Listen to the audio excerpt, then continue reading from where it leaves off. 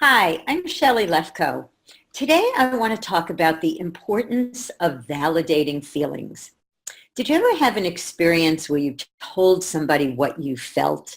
Just take a moment and think about saying to somebody, God, I feel so scared. And they look at you and they go, scared? You shouldn't feel scared. There's nothing to be scared of. Remember how that felt? Well, I'm going to talk about a way for you to never have to ever feel that way again or make anybody else feel that way again. So, what do I mean by validating feelings? So, your feelings are just temporary emotions that you're having in the moment. And when you share a feeling with somebody, what you want is for them to get, this is how I feel. So I'm going to do a role play with you. Imagine you tell somebody, I'm really scared. And they look at you and they say, oh, you shouldn't be scared. There's nothing to be scared of. How do you feel? Now, imagine you're telling somebody something that happened and you're telling them how scared you were. And they look at you and they say, wow, you were really scared. I got it. Can you see the difference in how you felt? So not validating feelings closes down listening. When you don't validate somebody's feelings, they can't even hear what you're saying because they're so stuck with that feeling because it hasn't been gotten. So a principle about this is recreation causes erasure. So when you create something, you create a feeling, somebody recreates it, they get it, the feeling disappears, which is what happened when somebody said to you, wow, you must have really been scared. So if you want to speak to somebody and you want them to hear you, you have to validate their feeling first so that the feeling goes away, and then they could hear what you have to say. When you validate somebody's feelings, they feel seen and heard. And in my experience, that's what people really want. We just want to feel seen and heard. Validating feelings allows people to grow. It allows them to get rid of the feeling and then relook at the circumstances or the situation and reassess. Because they're no longer stuck with that feeling. They have the ability to reassess the situation so they can learn and grow. It also opens up your conversation to listening, because once the feeling disappears, which is what happens when it gets validated, you can now have a conversation to move the situation forward or to see how you could keep it from happening that way next time.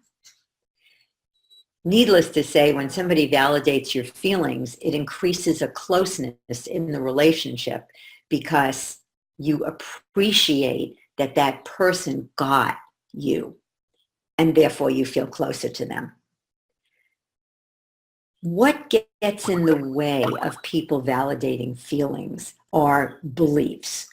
So if somebody says to you, or if your child mouths off at you, and they get upset or angry, and you believe, children should be respectful, children shouldn't speak to parents a certain way, then you're not going to be able to validate their feelings. You're going to say, don't you dare speak to me that way.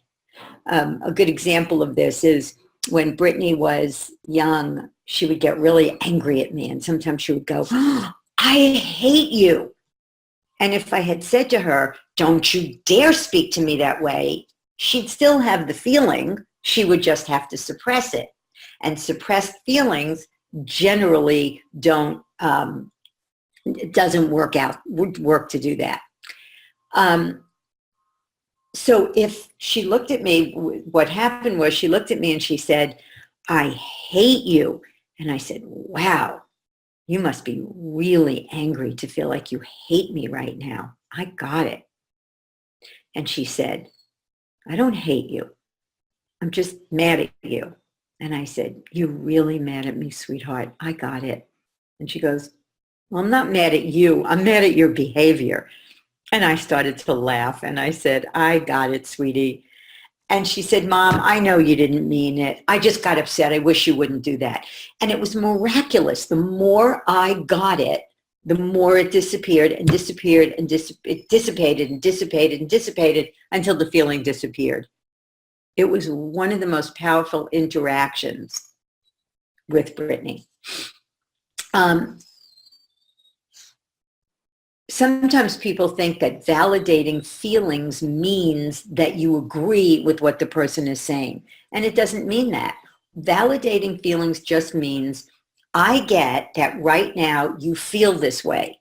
And the truth is, whether you get it or you don't, someone feels the way they do. So one of my old teachers used to say, you always have a choice in life. You could either resist the way it is or accept the way it is. But either way, it is the way it is. So when you're validating feelings, you're not agreeing with the person. You're just getting, that's how you feel. I got it. They think you're making it okay. You're not doing that either. The other thing is people want you to be positive. They think everything should be positive. So they want to fix it, make it better, make it go away so that you could be happy. So those are the things that actually get in the way of people validating feelings. So here's how to do it. Listen from the person's point of view. So if I were in their shoes, wouldn't I feel the same way they do? And one of the things you really have to be careful of is not saying, I got it, like it's a technique to get what you want from the person. It has to be real. So you have to want the other person's well-being. You have to really want them to feel your empathy and your connection. So saying the words, I got it, means it is real for me that you feel this way. That's all it is. It is real for me. I got it. You're scared. You're angry. You're sad. You wish I wouldn't do that. I got it. You hate when I interrupt you. I got it. After that, apologize, don't apologize, change it, don't change it. That's up to you. But before you move forward, you have to validate the feelings. Thanks for listening and have a great day.